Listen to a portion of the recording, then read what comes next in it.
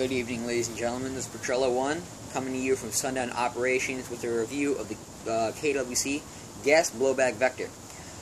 It's a pretty simple review. What we're going to be doing is we're going to be starting from the front end of the gun, going to the rear end of the gun. I'll be explaining features, pointing them out, telling you how they work, simple stuff like that. Starting from here, we have the suppressor. It doesn't come with a vector. We made this ourselves, just PVC pipe. It's got a little carbon fiber texture, nothing special, just adds to the realism of the gun, looks cool. Moving farther down a bit, we have right here, it's a flashlight, the kind you would get on the real vector. Works by this pad right here.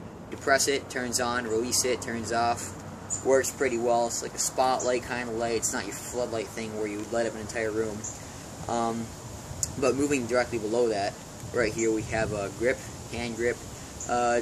We put this on here also. It's comfortable, it works, keeps the gun more steady. If you don't have the grip, you can either grab the rail itself that it's mounted on, or right here, it's a little hand grip. It's kind of got a little scoring right there so you can grip it, and this is what you would hold it by should you not have this grip right here. But moving up a little bit, we have right here, iron eyesight. It flips down and up, just like the rear. I think that's a very cool feature because it's adjustable. I mean, should you have an optic on here that sits somewhat low and this gets in your way, you can just flip it down. Or should you need to take it off completely, you got right here an Allen screw, so you can twist that, take it off, and it's out of your way.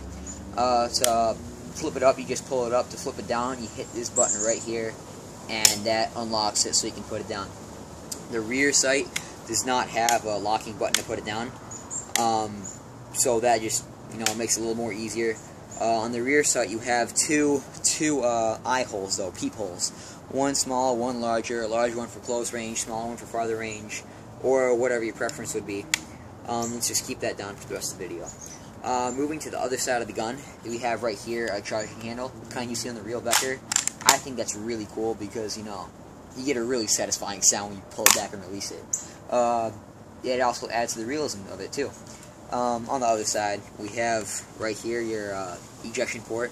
Again, another realistic factor. This doesn't really serve a purpose because you're not ejecting shells. It's an airsoft gun. But, it looks really, really neat because this kind of thing that you see on the real vector. You can see the open bolt right there. You can actually see the mag down there like you would see on the real vector. It's an open bolt gun. Moving a little farther down, you have your fire selector switch right here. Right now it's on semi-double, 2-burst. Another cool feature, the vector actually shoots 2 bursts, not 3 bursts. Not something you would see like an M4 using 3-round burst. M16. And then you have full auto right here. It's 3 bullets with a ... You don't have a safety on this switch. You have a safety right here, which is also kind of cool. Both switches are ambidextrous, so you can use it left hand and right hand, same thing with safety. But while we're towards the middle of the gun, I'll explain the lower receiver and the upper receiver. It's a polymer type body. It's not a metal body, but before you dismiss this for a cheap ABS plastic gun, it's not, okay? Don't just exit this video and be like, I want a metal gun, alright? This thing is not your crappy, tinker toy which will snap if you drop it. This thing will take a beating, alright? It's thick polymer. It's not, seamed on the inside. If you take it down, you won't see cracks and everything. Right here you can see the line where they separate upper and lower receiver.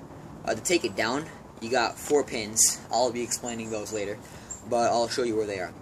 On the other side of the gun, don't be fooled by this. This is your ejection, or not ejection, sorry, your mag release button.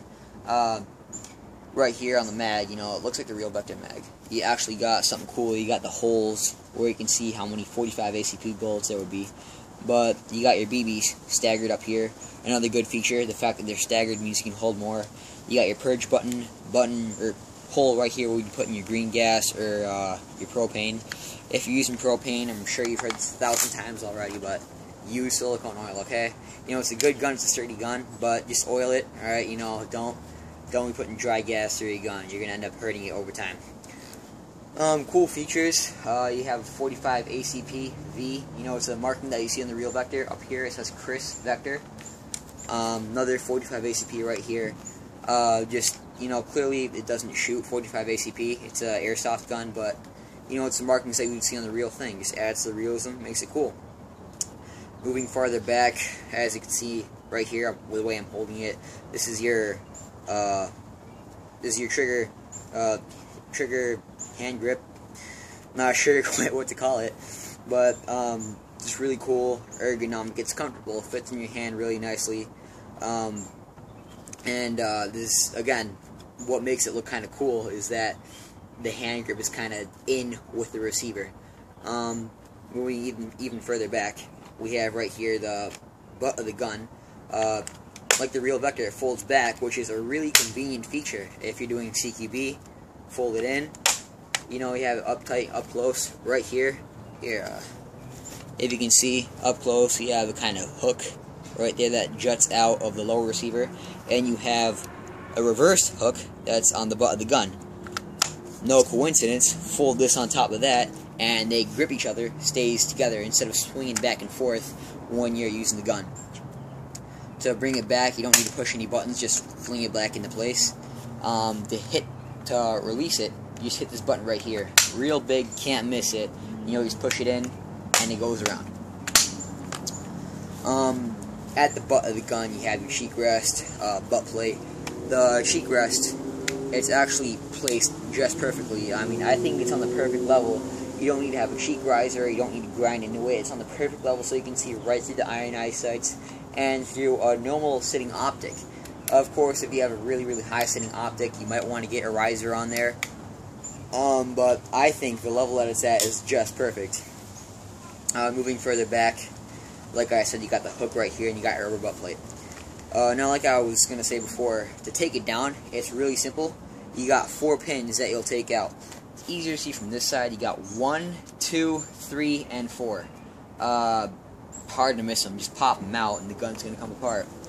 On the other side, I'll show you right there, right there, right there, right there. When you take them out, the lower receiver will come away from the upper, and you're going to have all of your gas assembly just right there. Really easy to see and everything. Really easy to take apart, pick at it, take something out, put something in if you need to. It's not the kind of gun where you're going to be sitting there for an hour trying to take it down, unscrewing things, losing parts. Real simple, just 4 pins, pop them out, and the gun's apart. Now to move on to the part of the video that you're all waiting for, I'll shoot it, do a shooting demonstration at some targets. Well, that for you in the moment.